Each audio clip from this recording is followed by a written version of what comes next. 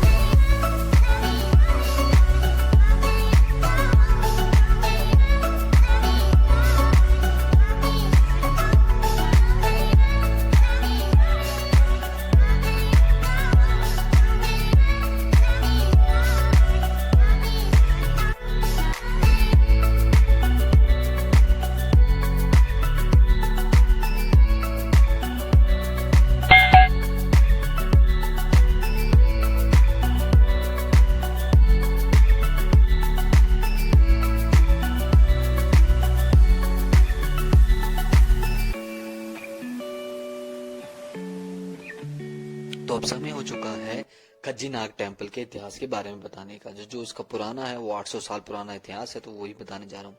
सदियों पहले की बात है, चंबा जिला में राणे हुआ करते थे।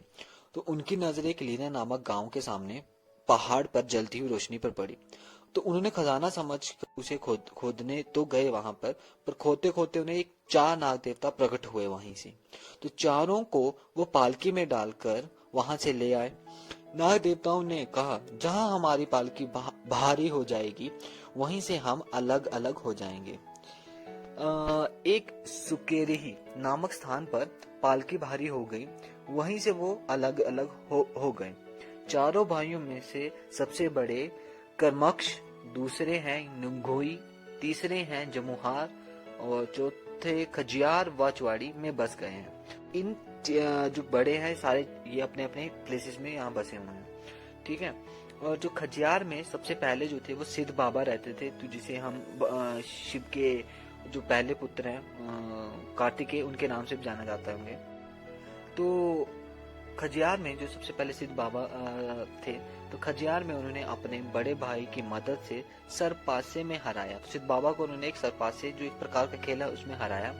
और सिद्ध बाबा जब हार गए तो उन्होंने जाते जाते ये कहा, तू खा और जी। तो उसी नाम से उनका नाम पड़ गया खजियार और खजीनाग। और इसका जो पौराणिक नाम है वो पुनपुर है।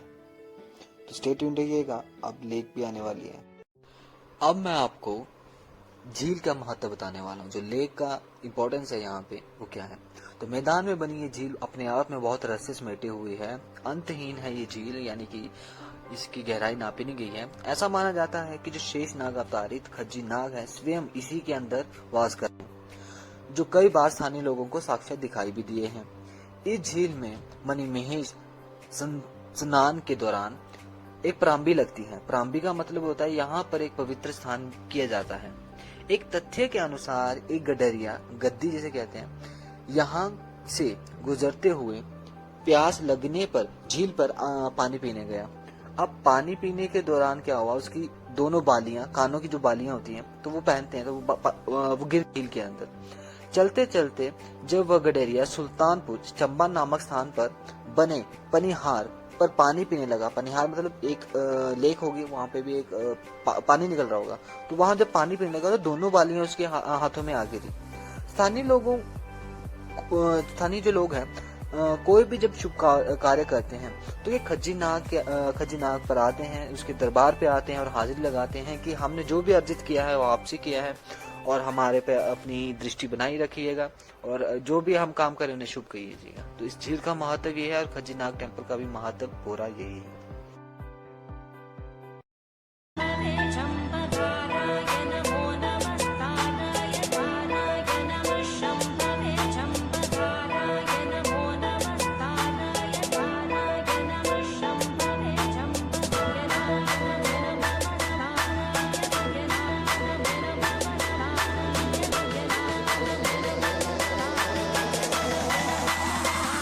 तो अब मैं दर्शन के लिए जा रहा हूँ, तो नाग देवता से कुछ मन्नत मांगिए कि मेरी विशेष पूरी करेंगे।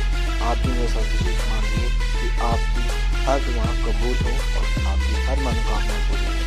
तो एक बार मेरे साथ बोलिए, जय नाग जी।